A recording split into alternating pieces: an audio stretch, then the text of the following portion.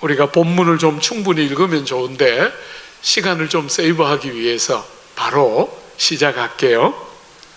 제목을 이렇게 잡았더라고요. 마가복음 그 본문에 보니까 과시가 아니라 헌신으로 이렇게 이제 제목을 잡았는데, 요거에 이제 전체의 흐름을 잘 보여주지만 저는 그뿐 아니라 이제 요것은 이제 말하자면 자기를 드러내어서 과시했다.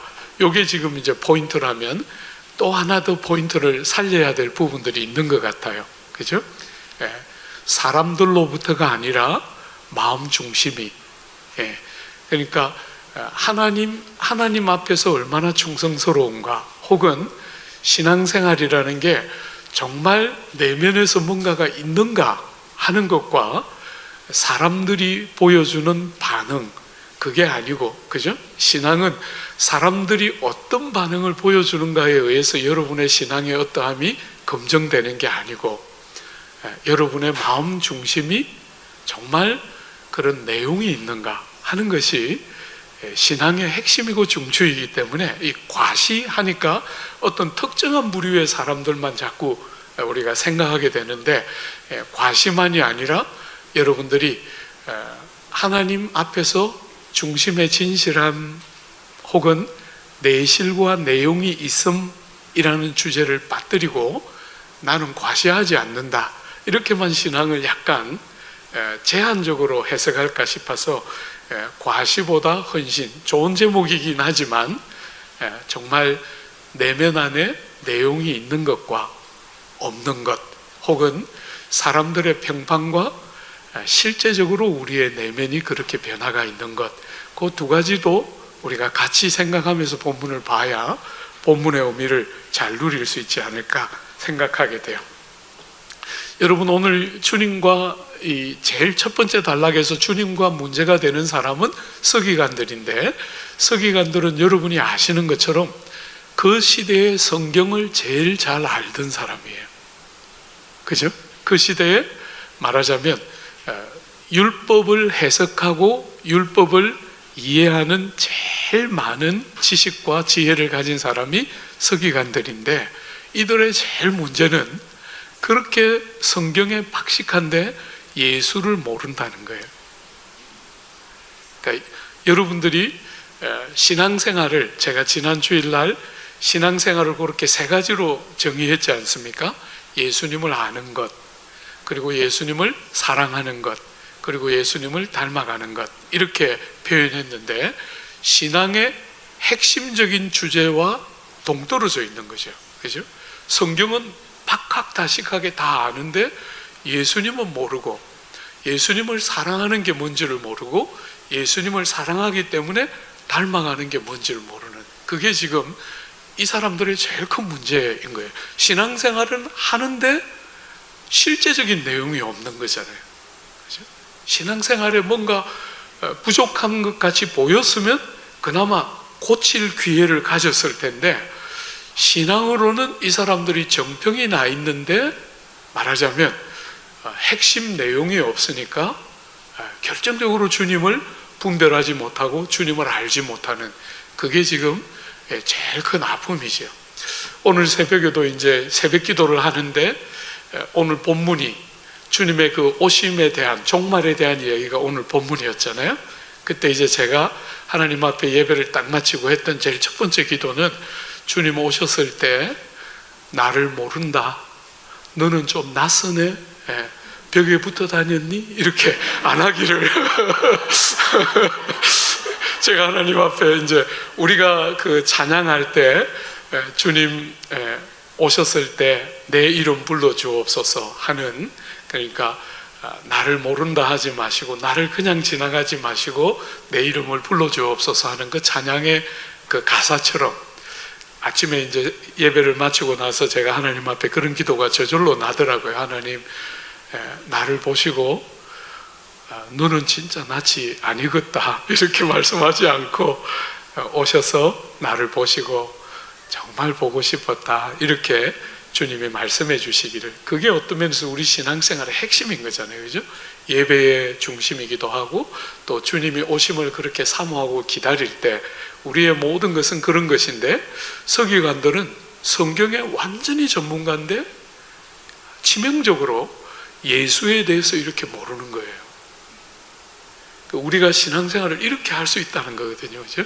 신앙생활을 열심히 하는데 예수님에 대해서는 아무것도 모르는, 감정도 있고 기적에 대한 체험도 있고 한데 예수에 대해서는 사랑하고 닮고 싶어하고 그분을 마음을 다해서 순종하고 싶어, 이런 게 없다면 지금 이제 서기관들의 신앙생활의 제일 지금 핵심 문제인 거잖아요, 그죠? 그런 문제의식을 가지고 한번 부족한 가르침, 참 좋은 제목을 잘 잡았던 것 같아요, 그죠? 서기관들이 백성들을 가르치고 있는데 가르치는 자신도 지금 뭔가 지금 왜곡되어 있는, 관점에 왜곡이 있는 상태로 사람들을 가르치고 있는 거죠. 한번 볼까요? 1번에 예수님은 서기관들의 부족한 가르침을 보완하십니다. 서기관들은 그리스도에 대해 무엇이라 말했습니까? 여러분 뭐라고 말했죠? 다윗의 자손이다, 이렇게 가르쳤다는 거죠. 이번에 보면 다윗은 시편에서 그리스도를 무엇이라고 불렀죠?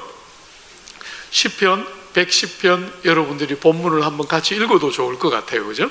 시편 110편에 보면 다윗이 주를 가리켜서, 예수님을 가리켜서, 혹은 오실 메시아를 가리켜서 내 주께서 하고, 만왕의 왕이고 백성의 우두머리인 그 다윗이, 이스라엘의 제일 황금 시대를 살았던 그 다윗이 오실 메시아를 내 주 하고 불렀는데 어떻게 다윗의 후손이 되겠느냐, 이렇게 지금 반문하는 것이죠.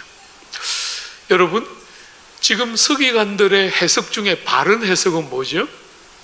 서기관들이 성경을 해석할 때 제대로 해석하고 있는 부분은 어떤 부분입니까? 오실 메시아가 다윗의 후손으로 오실 것이다 하는 것은 너무나 제대로 해석한 거죠, 그죠? 여러분들이 복음서에 보면 예수님을 다윗의 후손이여 하고 불렀잖아요. 그 바디메오 같은 인물도 다윗의 후손이여 하고 큰 소리로 예수님을 부르잖아요. 그 다윗의 후손이라는 것은 유대인들이 가지고 있었던 메시아에 대한 굉장히 중요한 또 다른 이름이기 때문에 그 부분은 틀림없이 제대로 해석하고 있는 거죠, 그죠? 다윗의 후손이다 하는 것은 틀림없이 맞는데 뭘 지금 빠뜨리고 있는 겁니까? 다윗의 후손이지만, 다윗의 후손이기도 하지만 동시에 다윗의 주님이기도 하신 예수님에 대해서 모르고 있는 거잖아요, 그죠?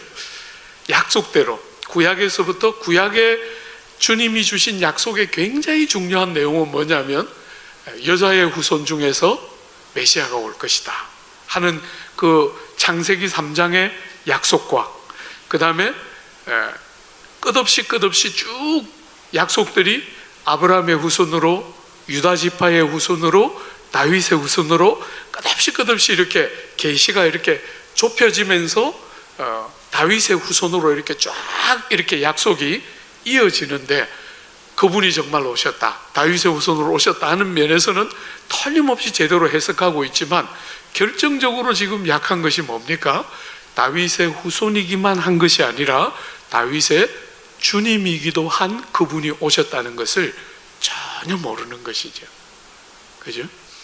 그러니까 여러분들이 지금 신앙의 핵심이 뭔가, 신앙의 중추가 뭔가 하는 것을 지금 이 서기관들과 바리새인들은 결정적으로 지금 놓치고 있는 거죠. 어떤 면에서 이제 우리 시대의 우리의 약점도 바리새인이나 서기관들처럼 예수를 믿을 수 있다는 거예요. 메시아를 늘 기다리고 그분이 다윗의 후손이고 그거 다 아는데도 전혀 주님하고 아무 인격적인 관계가 없는 그런 일이 일어날 수 있다는 거죠. 제가 이제 제 평생의 꿈은 좋은 설교자로서 예수님 설교를 잘하는 목사가 되는 게 꿈이었는데, 제가 이제 어쩌다가 한 번씩 예수님 설교가 제대로 잘 걸려서 때로 은혜도 끼치고 이렇게 했는데, 정작 내가 예수님의 전혀 관심도 없고 예수를 사랑하지 않으면 그건 정말 굉장히 큰 문제잖아요. 그죠? 그런 것처럼 여러분들이 신앙생활을 한다고 꾸준히 해왔는데 제일 중요한 예수님과의 인격적인 살아있는 관계가 없으면, 그러니까 주님에 대한 그리움이라든지 주님을 신뢰하고 의지함이라든지 주님이 나를 아시고 내가 주님을 아는 그런 인격적인 교통이 없으면 그거는 구약시대 혹은 바리새인과 서기관의 실수가 우리 삶에서 반복되는 거죠.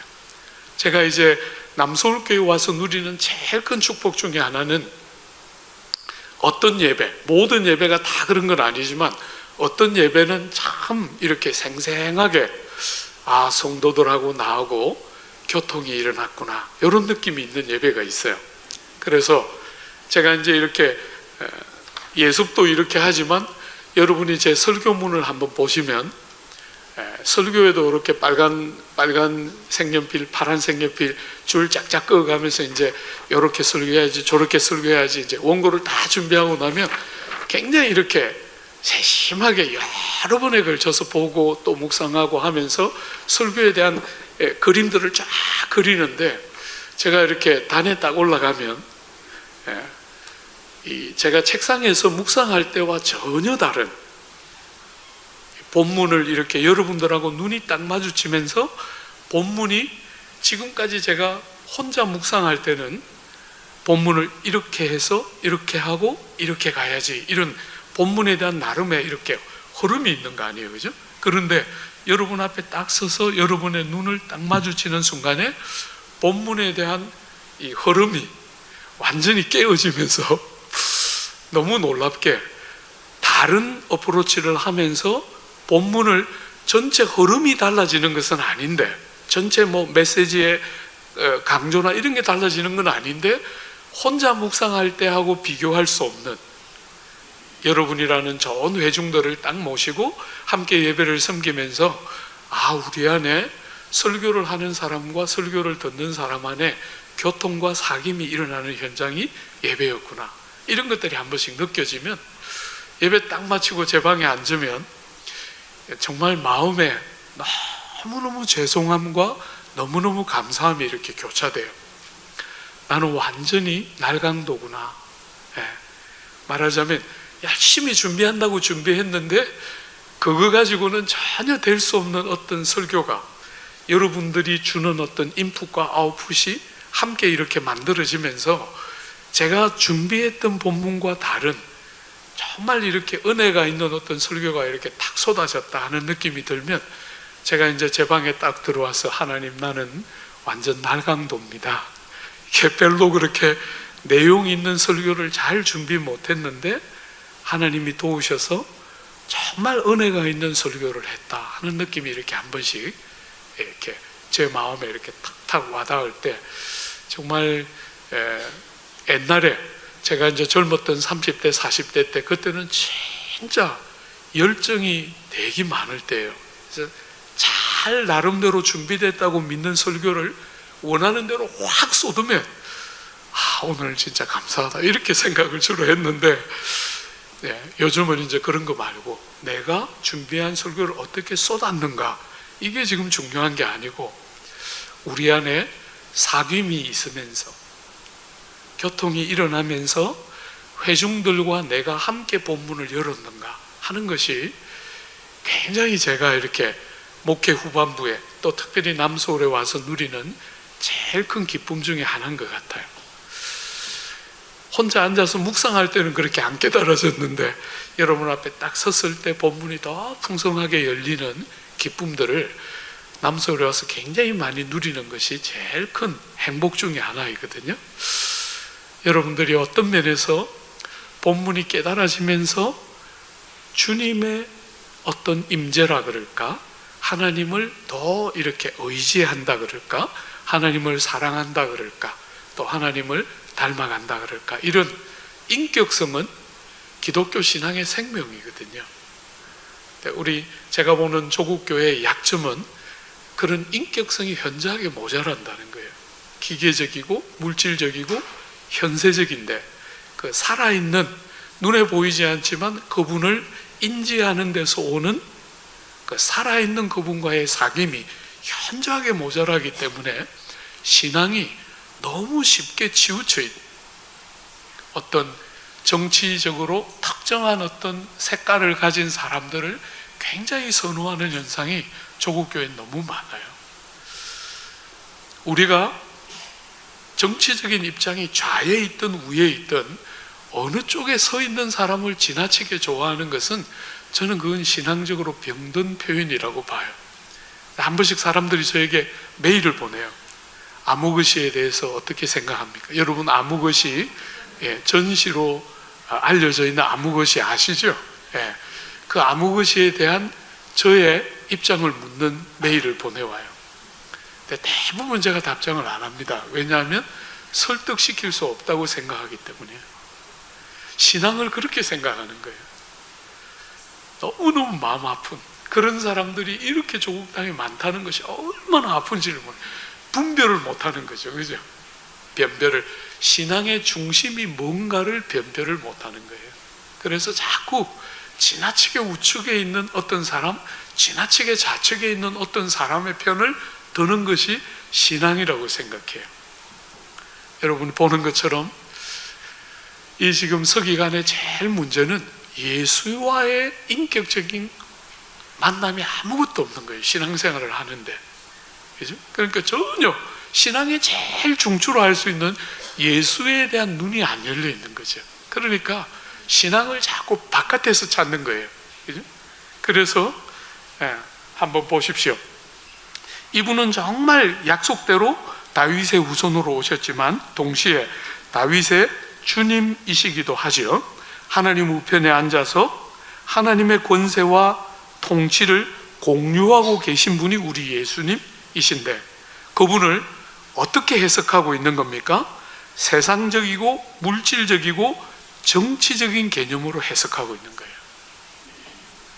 여러분, 이게 제가 볼 때 우리 조국 교회나 미국 교회의 타락과 약점의 핵심이에요.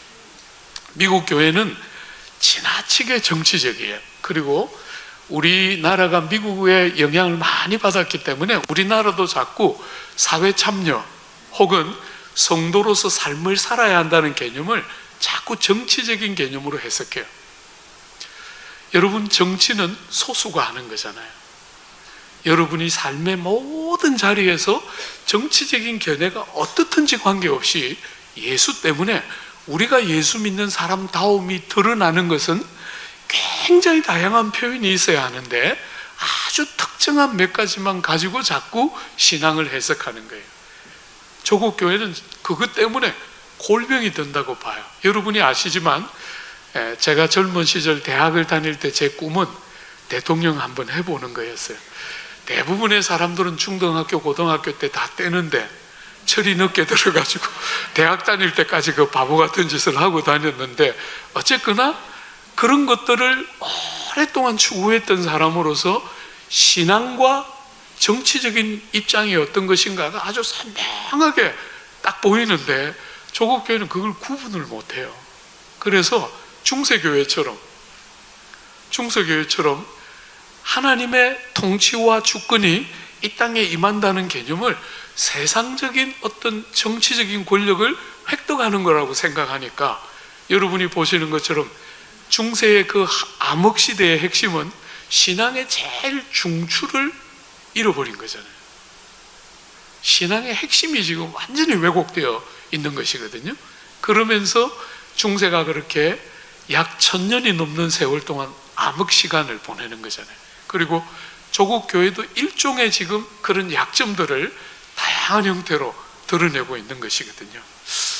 여러분, 우리의 신앙에 정말 현세적이고 세상적이고 물질적인 요소가 전혀 없다 이렇게 말할 수는 없죠. 그죠? 그런 부분이 있지요, 틀림없이. 그러나 동시에 영적이고 정말 눈에 보이지 않지만 실제적인, 영적이고 실제적인 신앙의 영역이 이 두 가지가 딱 붙어 있어야만 기독교 신앙이 되는데, 두 개를 떼서 이것으로 신앙을 보거나 이것으로만 신앙을 보려고 할 때 왜곡이 생기는 거죠. 이 두 개가 반드시 붙어 있어야 돼요. 신령해야 되고, 그러면서도 우리의 구체적이고 사실적인 삶의 자리에 표시가 나는 이 두 가지가 다 붙어 있어야 기독교적인 경건이 가능하게 되는 것이거든요. 근데 이 서기관들은 철저하게 정치적이고 세상적이고 물질적인 것이죠. 그죠? 그게 어떻게 나타나고 있습니까? 그게 어떻게 나타나느냐 하면 중심의 진실한 변화가 만드는 순종과 사랑이 없는 것이죠. 여러분, 중심의 진실한 변화가 일어나면 완전하지는 않아도 여전히 많은 실패를 하고 넘어지기도 하지만 우리 중심에 순종과 사랑이 일어나게 되는 거예요. 그죠? 나를 꺾어서, 나를 굴복시켜서 그분의 뜻에 나를 내어드리는, 근데 그게 사랑이 만드는 순종이기 때문에 무겁지가 않은 것이죠. 어떤 면에서 여전히 수고로운 과정은 있지만 사랑하기 때문에 행하는 것이기 때문에 억지로 율법적인 어떤 경건과 구별되는 사랑과 순종이, 그 순종이 사랑을 근거로 하니까 형식적이지 않고 또 억지로 하는 것이 아닌 그 다름이 있는 것이죠. 그죠? 여러분, 나라에 대한 오해와 메시아에 대한, 후손에 대한 오해가 이렇게 맞물려 있다는 거예요. 예수에 대한 오해가 있으니까 나라에 대해서도 오해를 하는 거잖아요. 그죠? 나라를 오해하니까 예수에 대해서도 오해하는 거거든요. 그러니까 여러분들이 우리가 고난주간에 예수님의 그 고난을 쭉 묵상해 보면 유대인들이 한결같이 요구하는 게 뭐냐면 네가 내려와서 보여보라는 거예요. 십자가에서 내려와서 메시아임을 보이라는 거예요. 예수님이 십자가에서 내려오시면 기독교는 없어지는 건데 전혀 지금 해석을 못하는 거죠. 그죠? 예수님 보고 내려와서 보여보라는 거예요. 세상을 설득시킬 수 있는 뭔가를 보여보라는 거예요. 그러니까 믿으려고 하지 않고 끝없이 뭔가를 보여주기를 원하는, 예수님께도 끝없이 당신이 메시아인 표시와 증거를 보여달라고 요구하는 거잖아요. 그러니까 어떤 면에서 여러분과 제가 싸우는 싸움의 어려움은 우리는 표시와 증거가 아니라 성령의 도우심을 통해서 예수를 믿는 거잖아요. 그죠? 성령으로 거듭나서 예수를 믿는 것인데 끝없이 표시와 증거를 보여달라는 거거든요.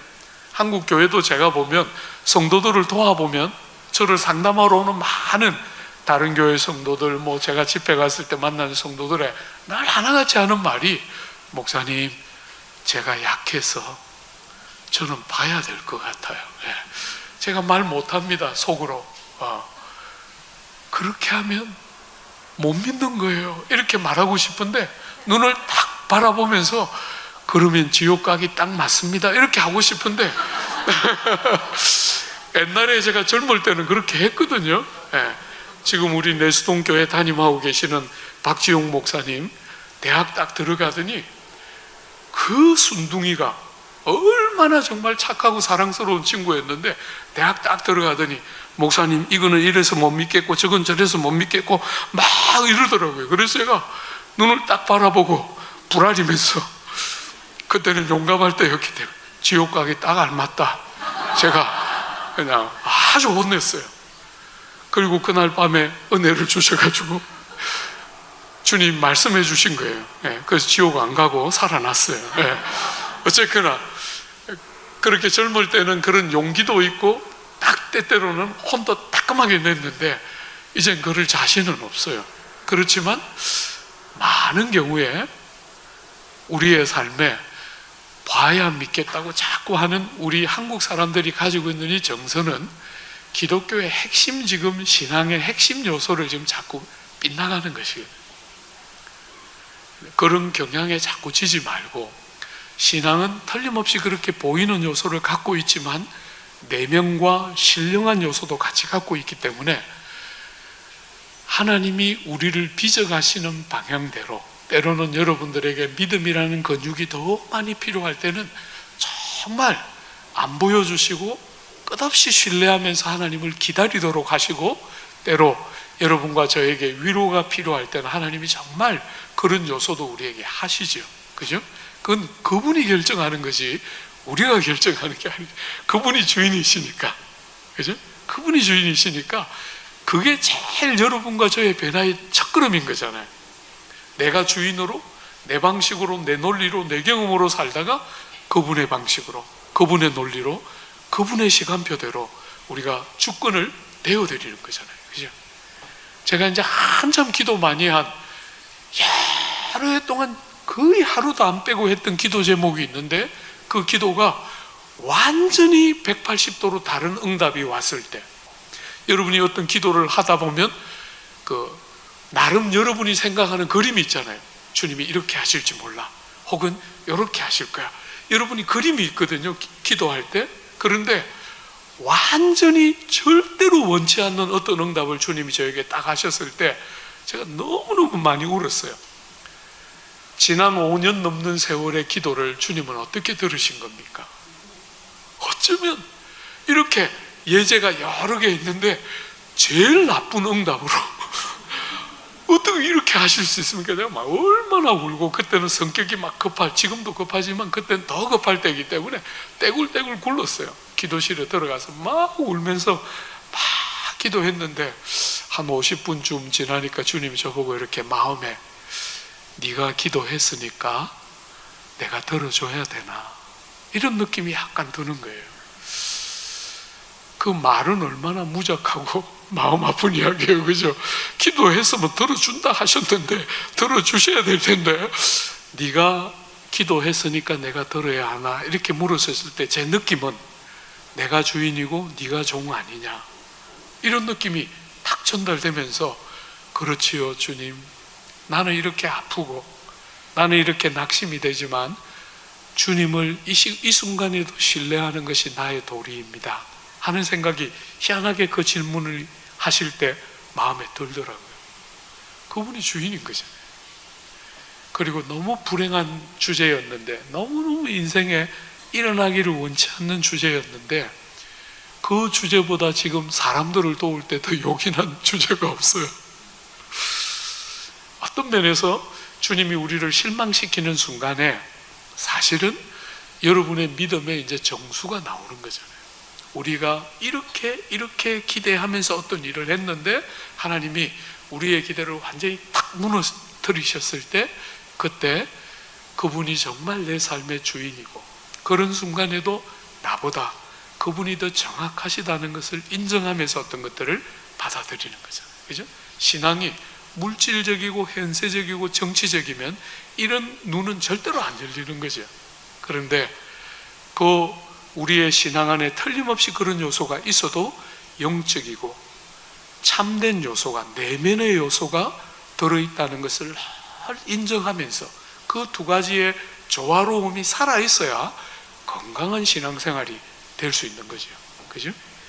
여러분, 나라를, 구주를 제대로 해석하지 못하면 나라도 제대로 해석이 안 되는 거예요. 붙어 있는 것이거든요.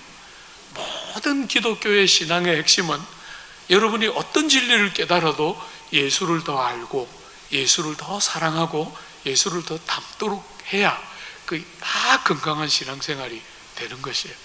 여러분이 청교도들의 글을 읽어보면 우리 시대의 우리 신앙생활과 그 시대의 청교도들의 신앙의 제일 큰 제가 느끼는 차이는 그분에 대한 사랑함, 그분을 신앙생활의 핵심이 뭐냐, 우리 인생의 존재의 이유가 뭐냐 그럴 때 그분들은 아주 주저하지 않고 하나님을 영화롭게 하고, 여러분 이 요소는 지금도 우리에게 다 있는 거잖아요. 그죠? 하나님을 영화롭게 한다, 이게 우리 현대 그 시대에 그분들은 하나를 더 더했어요. 그분을 영원토록 즐거워한다.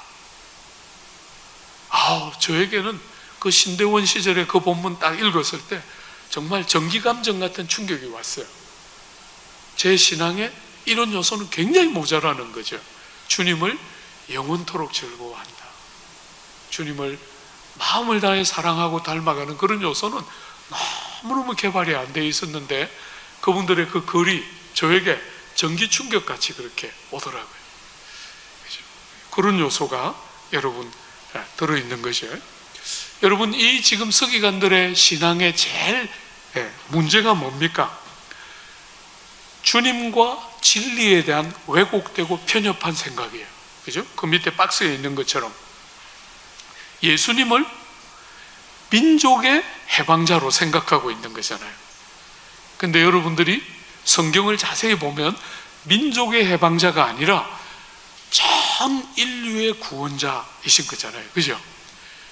그리고 한 걸음 더 나아가서 만물과 마귀와 사망의 권세를 깨뜨리고 이기신 분이신 거잖아요. 신앙이 그렇게 성경이 말하는 대로 그렇게 웅장하게 커져야 되는데, 제가 보면 이 유대인들의 제일 약점은 예수님을, 메시아를 민족의 지도자로만 생각하고 있는 거잖아요. 오늘 우리 한국적인 개념에서 보면 내 문제의 해소자로, 신앙이 전부 내가 지금 뭘 경험하고 있나, 내 삶이 어떻게 되나, 내 자식이 어떻게 되나, 내 남편이 어떻게 되나, 나는 어떻게 되나, 전부 신앙이 지금 그렇게 편협하게 아주 좁혀져 있는 거잖아요.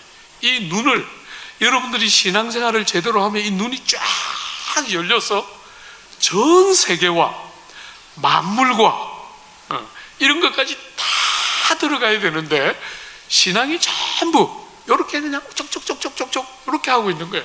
참.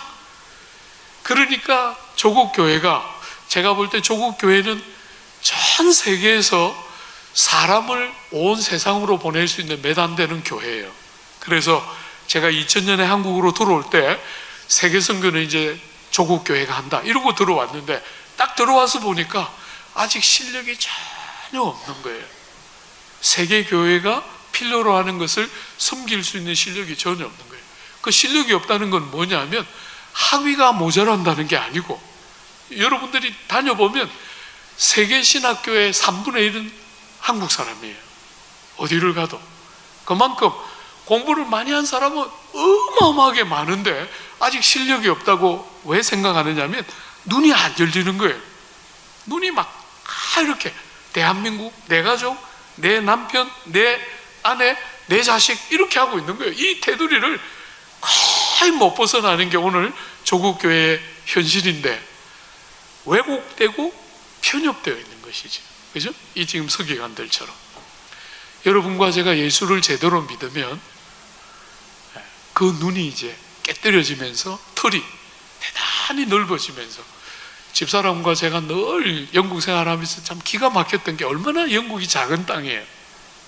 작은 땅인데 그 영국 BBC를 보고 있으면 전 세계 뉴스가 대부분이에요. 자기들 뭐 예를 들면 우리는 보면 연예인들이 어떻게 했다, 이강인이가 어떻게 했다, 손흥민이가 어떻게 했다, 그게 막 뉴스의 전부예요. 진짜 답답해 죽겠어요. 저는 그 나쁜 놈들, 이 옛날에 전두환이나 김영삼이나 김대중이나 이런 사람들이 있을 때 왜 그 방송 한번 손을 못 댔는지를 모르겠어요. 방송 이게 막 전부 수준이 막 딱 그 수준이에요. 근데 영국은 그 조그만 나라가 전 세계를 넘나들어요. 뉴스가 너무너무 부러운 거 있죠. 우리나라는 그냥 왜 집에서 뭐 한 게 그렇게 중요한 주제인지 모르겠어요. 제발 좀 그런 거 좀 이제 좀 그만했으면 좋겠는데, 이 뉴스를 하는 사람들 자체가 벌써 눈이 안 바뀌는 거예요. 다 그 수준인 거죠. 그죠? 그리고 국민들의 수준이 늘 연예인들이 무슨 옷을 입었나, 무슨 백을 들었나, 강인이하고 흥민이 사이에 뭐가 있었나, 난 답답해 죽겠어요. 아니 그럴 수도 있지. 그 어린애가, 그리고 외국에서 그렇게 커서, 흥민이가 놀라운 형이긴 하지만, 그래서 뭐 내가 탁구 치는데 네가 왜, 아니 그걸 왜 못 받아들이냐는 거예요. 답답해 죽겠어요. 나는 그거 막 오늘 또 이제 사과한다고, 내일인가 오늘인가, 답답해. 왜 그렇게 어린애를 그렇게 못 살게 구는지 모르겠어요. 그냥 좀 내버려 두면 좋겠어요. 인간성도 좋아야 된다, 골도 잘 넣어야 된다, 골 넣고 나면 특정 종교를 하면 안 된다, 왜 그런지 모르겠어요. 생긴 대로 좀 하도록 내버려 두면 어디 덧나나? 막 너무 관심이 막 그렇게 되니까 애들이 목 졸려 죽을 것 같아. 우리 강인이 좀 내버려둬요. 그렇게 못된 놈도 하나씩 있어야 우리도 살지. 우리는 날 우리 속에 얼마나 못된 놈이 많이 있는지 보면서 왜 자꾸 남들만 자꾸 그렇게 착하게 살으라 그래요. 여러분하고 저는 못지 않잖아요. 근데 그냥 날 보면서 막 자기한테는 그렇게 놀라면서 막 강인이는 그러면 안 돼. 그거 왜 그래? 골 어떻게 실수로 잘 넣는 거 그거 하나 때문에 왜 인간성도 좋아야 돼? 나쁜 짓도 좀 해야지. 그렇게 대들다가 혼도 나고 좀 그렇게 좀 크도록 하면 안 돼요. 너무 좁아. 왜곡되고 편협됐다 신앙이. 하나님이 만물의 주인이시고 우주와 만물이 우리를 건지실 뿐 아니라 만물이 탄식하고 있는 것들을 구원 안에서 같이 보면서 텀블러 좀 들고 다녀요. 텀블러 제발 이렇게 계속 이렇게 하지 말고, 이건 수도 없이 그냥 이거 하나 딱 열면 플라스틱 쓰레기가 그렇게 나온다고 아무리 말해도 안 해. 그런 것까지 눈이 자꾸 열려야 예수 믿는 아름다움이 묻어날 거 아니에요. 그죠? 예수를 믿는 것이 내 자식이 어떻게 됐다, 내 가정이 어떻게 됐다, 제발 좀 이제 지난 30년 했잖아. 30년. 저는 형님들 갈구고 싶은 생각 없어요. 형님들 30년 했으니까 이제 여러분과 저는 다른 이야기. 여러분의 자식이 어느 대학을 들어갔는가, 제발 그런 이야기 이제 그만하고, 여러분의 자식들이 그렇게 잘 커서 여러분의 자식 때문에 남들이 어떻게 되는가, 그 이야기 이제 해야 될 거 아니에요. 그죠? 여러분의 자식이 어느 대학에 가서 교수가 되고 나니까 주변이 어떻게 달라졌는가, 학생들이 어떻게 달라지기 시작하는가, 이런 간증들을 이제 해야 되는 시대가 여러분과 제가 사는 시대잖아요. 저는 남서울교회 담임 목사로서 남서울교회가 조국교회로부터 칭찬받는 것 제 타겟이 아니에요. 그건 지난 40년 정길이 형님과 철희 형님으로 충분했다. 형님들 시대로 충분했고, 지금은 남서울교회를 능가하는 무수한 교회들이 남서울을 통해서 자라나야, 배출되어야, 그래서 이제 사람들이 더 이상 남서울 안 하고, 그렇게 돼야 그게 진짜 남서울이 가지고 있는 스피릿인데, 이거를 40년이나 해놓고 지금 또 하겠다. 그게 얼마나 무적한 거예요. 그죠? 복음을 아는 눈들이 자꾸 열려가면서 이게 확산되어지고 편협되고 왜곡된 게 아니라 발라지면서 이렇게 폭이 넓어지는, 그래서 조그만 나라지만 바로 곁에 북한같이 어려운 이웃이 있는데도 세계와 열방과 민족을 고민하고 품어내는. 이번에 여러분들이 로잔 들을 때 어떠셨는지 모르겠어요.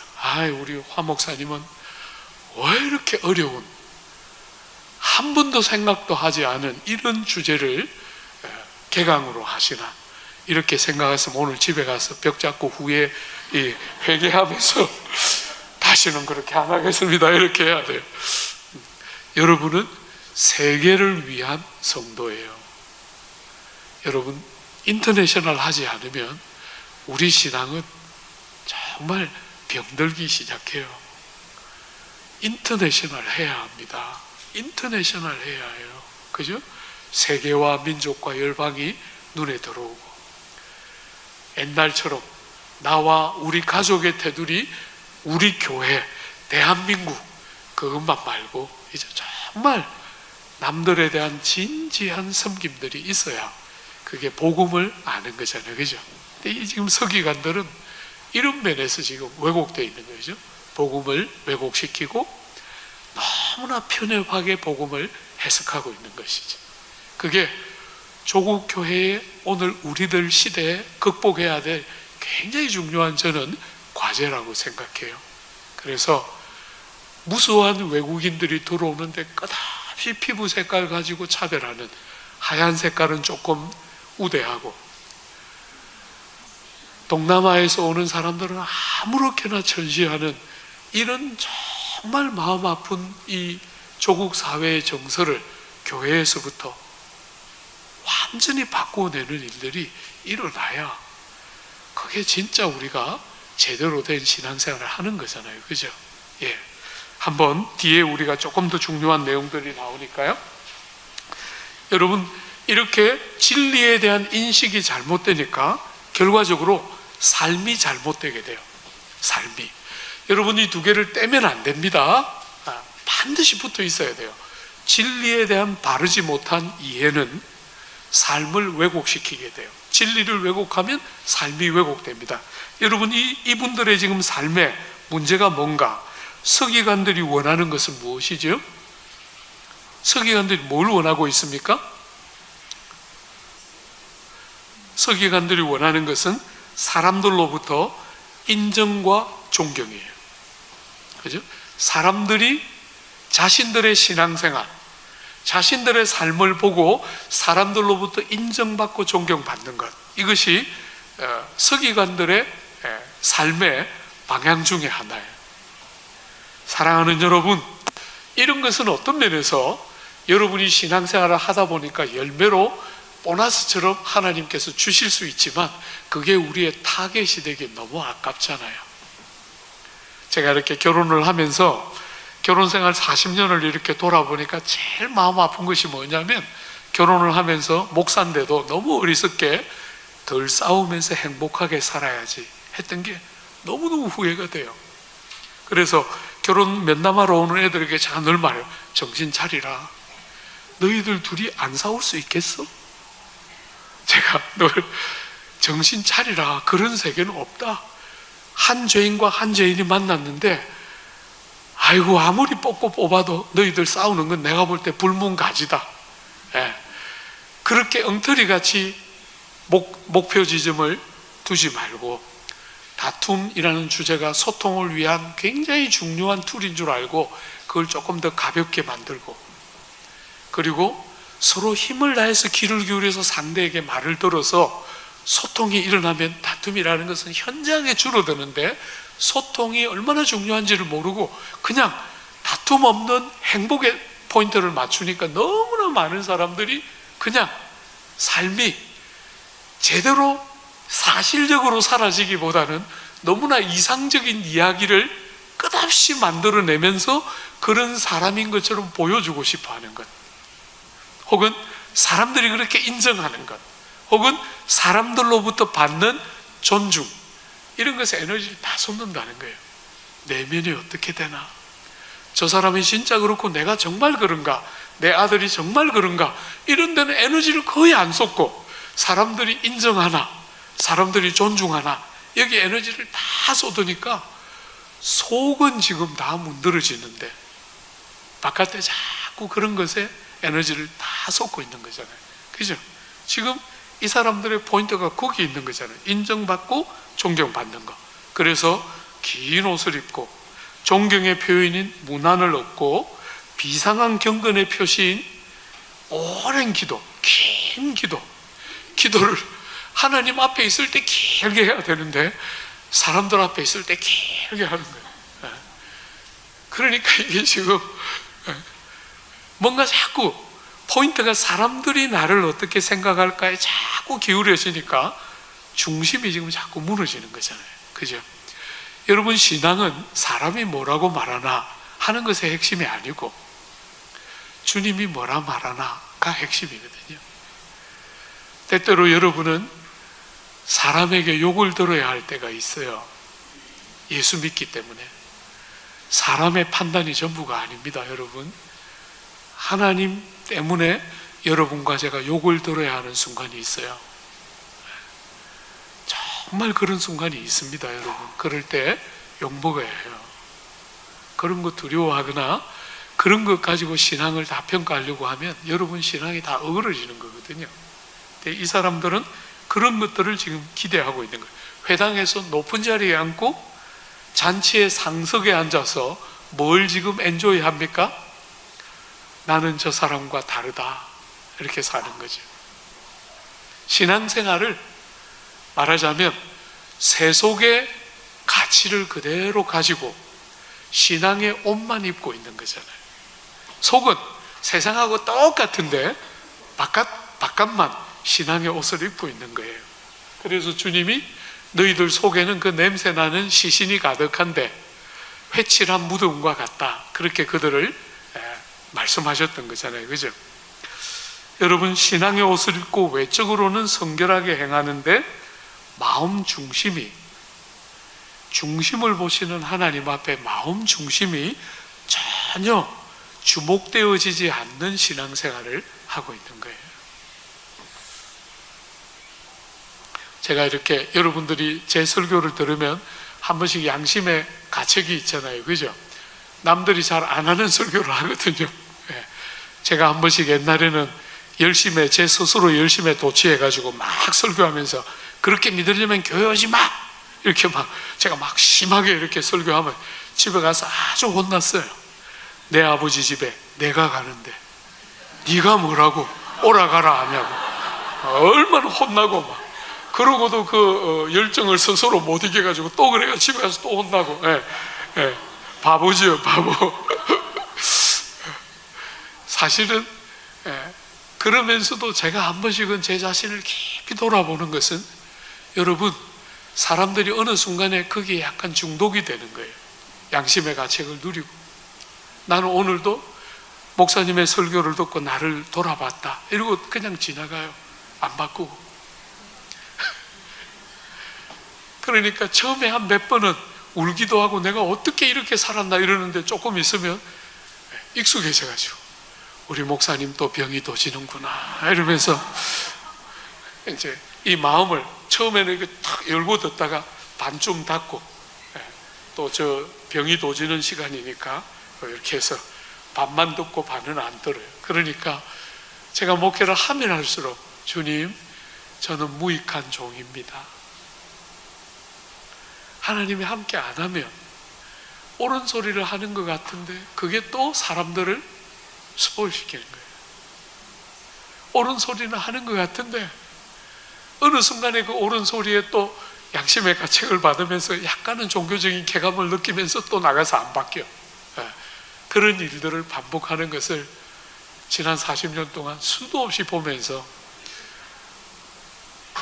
얼마나 무익한가, 아무 보탬도 안 되고 영혼들의 유익을 전혀 끼치지 못하는, 무슨 옳은 말을 한다는 것이 무슨 일을 할 수 있을까? 하나님이 은혜로 성령으로 마음들을 만져서 바꾸어 주시지 않으면 얼마나 무익한가 하는 걸 40년 동안 다양한 형태로 봤던 것 같아요.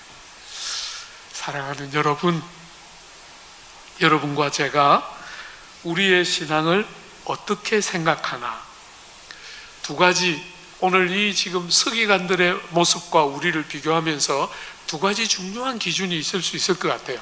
다른 사람들을 향해서 어떤 생각을 하나. 여러분, 신앙이 왜곡되면 끝없이 상대적으로 우위한 자리에 자기를 둔다는 거예요. 신앙이라는 기준을 가지고 자기가 입고 있는 옷, 자기가 하고 있는 이런저런 일들에 근거해서 그렇지 않은 사람과 자기를 비교하면서 끝없이 자기를 더 나은 위치에 두면서 자기 만족과 어리석은 종교적인 어떤 쾌감을 누리고 많은 신앙생활 할 수 있다는 거예요. 여러분, 우리 예수님은 빌립보서에서 분명하게 가르친 것처럼 우리가 바른 신앙생활을 하면 다른 사람이 나보다 훌륭하게 보여야 정상적이라는 거예요. 제가 볼 때 조국 교회가 제일 안 되는 영역이에요. 다른 사람이 나보다 더 훌륭하고 귀하게 보여야 되는데 다른 사람을 무시하거나 다른 사람을 이용해서 나를 존귀하게 만드는, 그건 정말 어리석은 거죠. 그죠? 그건 정말 그건 기독교로 할 수가 없는데 한국 교회는 이런 일이 너무 많아요. 제가 이렇게 가면, 어떤 교회 가면 목사님 설교 저는 다 알아들어요. 그러면서 이제 자기 간증하거든요. 그것만 안 해도 알아들었다고 제가 쏟고 올 텐데, 알아들었다 그래 놓고 그 다음에 하는 간증 들으면 전부 자기 자랑이에요. 전부 자기 자랑. 그러니까 막 억장이 무너지고 한 번씩 막 부하가 나요. 막 속에. 우리한테 예수 믿는 건 뭔가? 남들보다 내가 얼마나 특별한 사람인가 하는 것을 확인하는 그런 수준의 신앙이라면 십자가에 달려서 고난받는 메시아가 아닌 거잖아요. 우리는 주님은 그렇게 믿는데 나는 잘 돼야 돼. 그게 얼마나 모순이에요. 그 세상의 가치를 완전히 뒤집어 놓으신 건데 우린 끝없이 그렇게 이제 세상의 가치를 따라 신앙을 해석하는 거잖아요. 그죠? 네. 여러분, 다른 사람을 어떻게 바라보는가 하는 것과 또 하나는 사람들의 인정인가 하나님 앞에서의 정직인가. 사람들의 눈이 너무너무 중요한 게 우리 민족인 것 같아요. 그래서 차도 다 큰 거 타고 다녀요. 그리고 전부 외제예요. 제가 한국에 들어왔을 때만 해도 2000년만 해도 대부분의 차들이 국산이었는데 요즘은 너무 외제가 많고 너무 차들이 크고 또 너무 비싼 브랜드가 많아요. 왜 그러는지 모르겠어요. 돈이 막 남아 돌아가지고 막 어딘가에 쓰고 싶어서 막 견딜 수 없는 사람들처럼 사는 것 같아요. 차 막, 아파트 막. 아유, 주여. 한 번씩 막 부하가 나 죽겠어요. 예수 믿는 사람들이 이렇게 많은데 세상은 왜 이럴까? 여러분과 제가 지금 뭔가 지금 마음의 중심의 진실함 말고 사람들 보기에 어떠한가에 에너지를 얼마나 쏟고 있는가가 조국 사회 전체가 지금 보여주는 거잖아요. 그죠? 서기관과 바리새인들의 관심은 남들의 인정과 존경인데 우리 신앙의 중심은 어디에 가 있나? 세상이 뭐라 하든지 간에 하나님 한 분만 좋다 하시면 된다. 이거 선배들은 좀 있었는데 우리 세대는 굉장히 잃어가는 것 같아요. 여러분, 제가 박예천 목사님 모시고 지금까지 그 대학생 시절부터 지금까지 무려 40년 넘는 세월을 그 어른 밑에 있으면서 아직도 살아계시거든요. 여러분이 아시지만 이제 연세가 너무 많아서 잘 못 모시는데 그 귀한 어른 제가 밑에 있으면서 제일 좋았던 것은 정말 딱 이런 거 있어요. 딱 속에 꼿꼿한 거. 사람들이 뭐라 하든지 간에 하나님이 뭐라 해야 된다. 하나님이 나를 뭐라 하느냐가 핵심이다. 어느 날 외부 집회 딱 마치고 오셔서 우리 사역자들 모아놓고 물어보셨어요. 혹시 구봉서라고 아십니까? 이렇게 물었어요. 집회를 가셨는데 설교를 딱 마치고 나니까 구봉서 장로가 오셔가지고 오늘 너무 말씀이 은혜가 됐습니다. 이랬다는 거예요. 제가 바로 구봉서입니다. 아무 말도 안 하고 그러시군요 하고 오셔가지고 혹시 구봉서라고 아십니까? 이렇게 물어보신 거예요. 그 시대에 구봉서 모르면 간첩인데 그렇게 평생 사신 거예요. 어떤 면에서 약간은 좀 무지하고 어리석은 것처럼, 그죠? 딱 마음 한 곳에 이렇게 마음을 딱 향하고 저기 밴쿠버에 처음 집회하러 가셨는데 장로님 따라가셨는데 장로님이 갔다 오시더니 막 우리 사역자들을 모아놓고 밴쿠버 갔다 왔는데 밴쿠버는 그냥 천당 바로 밑에 있는 900당이더라 이러면서 막 그렇게 좋아하는데 제가 어른께 여쭈었어요. 밴쿠버 가셔서 뭐가 좋으셨어요? 그러니까 글쎄요. 그래서 제가 그 장로님께 여쭤봤어요.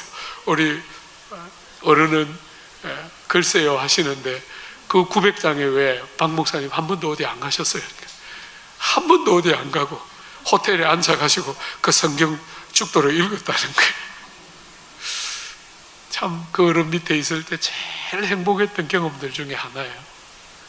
세상에 꾸밀 줄 모르고 남들이 뭐라 그래도 주님 앞에 그 중심을 지키려고 얼마나 몸부림치면서 사셨던 그게 제가 그 어른 밑에 있으면서 제일 행복했거든요. 요즘은 신앙의 그런 요소가 현저하게 사라지는 것 같아요. 남들이 뭐라 해도 주님이 뭐라 하느냐가 제일 중요하다. 지금 이 서기관과 바리새인들은 그 부분에 있어서 완전히 중심을 지금 놓치고 있는 거잖아요. 그죠? 여러분, 2번에 보면 서기관들이 받는 판결이 더 중요한 이유가 뭐죠? 서기관들이 더 중한 처벌을 받을 텐데 왜 그럴까요? 네, 두 가지 이유를 생각해 볼 수 있을 거예요. 그죠? 말씀을 섬기는 큰 빚과 너무나 귀한 특권을 받았는데 전혀 지금 제대로 못 쓰는 거잖아요. 말씀을 섬기는 저 같은 목사들은 잘못하면 정말 많이 받게 돼 있어요. 하나님한테. 이거 얼마나 큰 특권이에요. 진리의 말씀을 가까이 하는 너무 귀한 특권을 받았는데 이것을 세상 수준으로 전락시켜버리면 이건 정말 마음 아픈 거잖아요. 그죠? 두 번째는 엄청난 경건과 신앙을 공헌하고 드러냈는데 내용이 없었던 거잖아요. 더 많이 만든 거죠. 그죠? 더 많이 맡게 되는 것입니다. 세 번째, 예수님이 가난한 과부의 헌금을 칭찬하신 이유가 무엇입니까? 앞에 나오는 서기관은 진리를 왜곡하니까 삶이 왜곡되는 예표였다면 이 지금 과부는 하나님을 바르게 믿을 때 우리가 따라야 할 모범이 뭔가를 보여주는 거죠. 앞에는 잘못된 예를 보여줬다면 뒤에는 바르게 된 예를 보여주고 있는 것입니다. 여러분, 여기 렙돈이 뭡니까? 화폐 단위인데 말하자면 당시 한 데나리온, 데나리온이라는 것이 여러분들이 잘 아는 화폐 단위의 일반적인 단위 중에 하나인데 이 데나리온은 하루 품삯이에요. 노동자들의 하루 품삯. 요즘 우리가 하루 품삯을 얼마로 할지 모르겠는데 혹시 10만 원 안 되는 분들도 있을 텐데 좀 죄송하지만 계산을 편하게 하기 위해서 한 데나리온을 10만 원이라고 본다면 이 렙돈은 그 데나리온의 100분의 1이에요. 그러니까 한 렙돈은 얼마입니까? 10만 원이 데나리온, 한 데나리온을 10만 원이라고 본다면 100분의 1이니까 1,000원이죠. 그러니까 두 렙돈을 했으니까 2,000원을 한 거예요. 그죠? 그런데 앞에 여러분들이 본문을 한번 잘 보셔야 되는 것은 돈을 많이 가진 부자들이 많이 했다고 이야기했어요. 그죠? 돈을 많이 가진 부자들이 많이 했어요. 그 주님 다 보고 있어요. 아, 많은 액수를 했구나 알고 있어요. 그런데도 결과적으로 과부가 제일 많이 헌금했다 이렇게 말할 때 기준이 뭔가요? 뭐가 지금 핵심입니까, 여러분? 여러분들이 뭘 중요하게 여기는지는 알겠는데 말로 표현하기 어렵죠. 네, 그래도 한번 표현 한번 해봐요. 뭐가 지금 주님이 과부가 제일 많이 했다 할 때 뭐가 지금 기준일까? 한번 우리가 표현을 한번 해보면 뭐라고 말할 수 있겠어요? 조금만. 가진 것에 비례해서. 네. 그것도 좋은 표현이 될 수 있겠지만 하나님은 정말 우리를 평가하실 때 절대 기준으로 하시지 않고 상대적으로 여러분들이 정말 어떤 사람인지를 늘 보시면서 우리를 보시기 때문에 지나친 요구를 절대로 안 하시죠. 그죠? 그건 틀림없어요. 좋은 또 해석. 또 혹시 다르게 해석하실 분이 있으신가요? 어떻게 해석하면 좋을까요? 우리가 지금까지 본문의 흐름들을 쭉 가지고 한번 해석해 본다면 뭐라고 말할 수 있을까요?